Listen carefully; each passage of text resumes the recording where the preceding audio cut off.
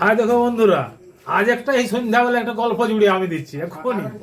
তো গল্পটা আছে, আমার এক বন্ধু একদিন মাছ ধরতে গেল।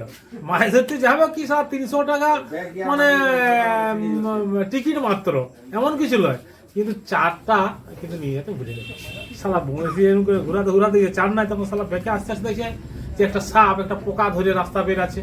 তখন সেই কিভাবে যে পোকাটা এসে কাঁটায় গাঁচিয়ে ফেলে দেবো।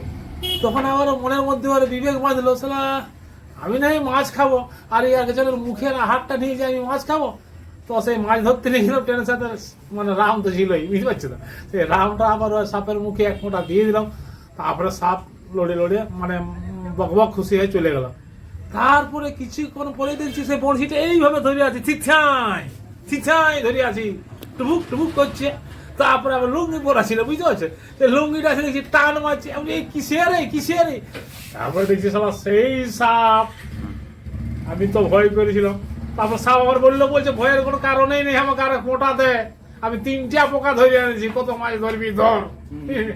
তাহলে বন্ধুরা, এ থেকে তোমরা কি বুঝলে, যে মদ কাকাও যদি একটু খাওয়ানো যায়, তাইলে ওই মদের ঘরে সব কিছু তোমার কাজ করে দিবে, কোনো কাজ আটক থাকবে না। মদটা একটা এমনই জিনিস।